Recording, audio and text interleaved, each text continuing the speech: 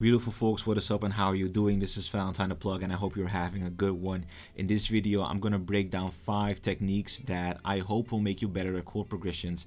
Mostly, I genuinely hope that these techniques will do for you what they did for me, because realizing these techniques, being able to apply them, definitely helped take my chord progressions, my writing of chord progressions up to another level.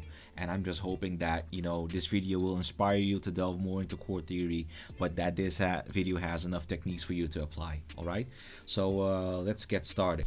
Alright, so the first technique that I want to show y'all is a little technique called chord extensions. And chord extensions is actually part of a bigger arsenal called chord voicings. It's ways to make your chords more interesting.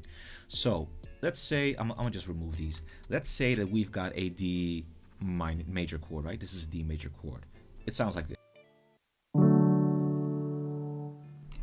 It's aight, but it could use a little bit more pizzazz. So what happens if we add another third? Boom. Hold on. Boom. D major 7th chord, right? Okay, cool. Sounds like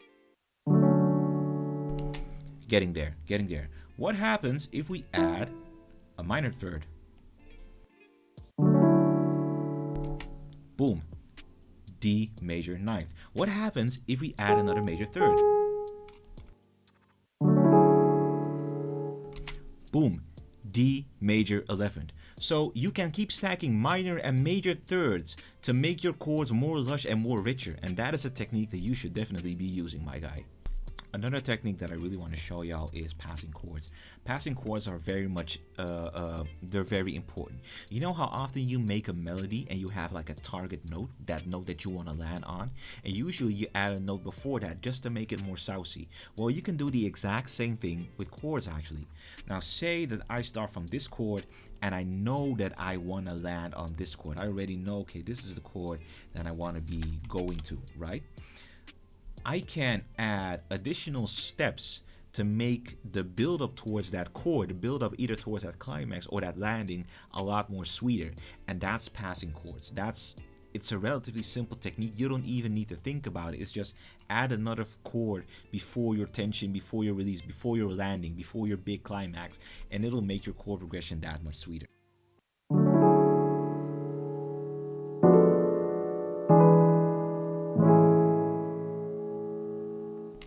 You hear that? So you're starting off here, you're going higher and higher. Boom, it's like a balloon waiting to burst, and bam, finally that bubble bursts, and it's the sweetest fucking release ever. Amazing. Now this is another technique that I can't show you, but you should definitely know. See, if you're working in a scale, you should definitely know what the scale degrees are and how they interact with each other. Now for each note is a degree in your scale. Whether it's the C major, C minor, each note has a degree in the scale. The most important ones to know are the tonic, your first note, the subdominant, your 4th note, and your dominant, the 5th note. And it's very important to know how these work, how you can apply them, and how they interact with each other. Google's free, there's plenty of tutorials about that, but go and delve into that because it'll help you make good chord progressions consciously because you know the rules and how to bend them. It's very important. Music theory is not some kind of rigid guideline. You don't have to follow it. It's kind of like breathing. It's always there, and you can use it however you want. Right? Rules are meant to be broken, innit? Now a technique that you absolutely need to know, and one that's definitely going to help you, guaranteed, is using open voicings and closed voicings. Now what you see here, this is my D major 11 chord, right? What you see here is that there's a lot of space between the notes, right? What I could do, I could add, notes in between for the sake of adding sauce.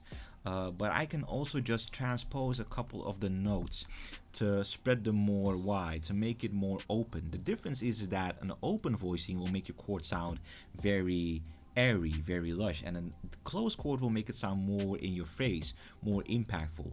And you need to decide for yourself whether or not you want to use that technique. Now this chord, for example, very open, of course, because I've been randomly adding notes. I don't even know what kind of chords it is, but I know that it's open, it's airy, it's lush. Let me just play it for y'all.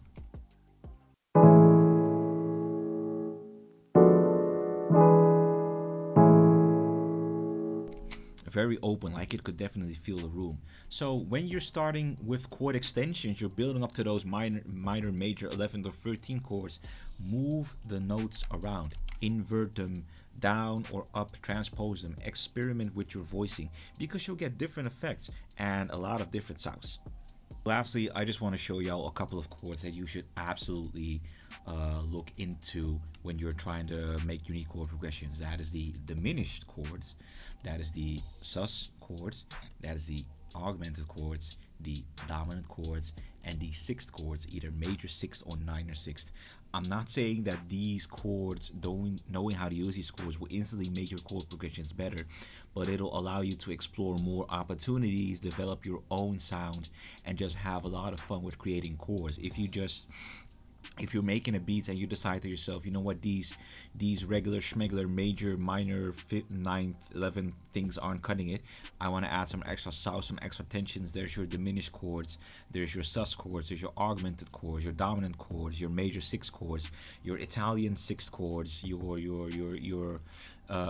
slash chords, your whatever chords where you omit your third, for example. The rabbit hole goes deep, and I implore you, take a leap in the rabbit hole. You'll come out better. Trust me. Alright, so either way, super thanks for tuning into this video again. Thank you for listening to my rambling about chords and shit. I really hope y'all enjoyed the video, and if you did enjoy the video, like, comment, share, subscribe. I would appreciate any of that, and I hope to see y'all in the next video again. Alright? Y'all have a good one. Be easy. Peace.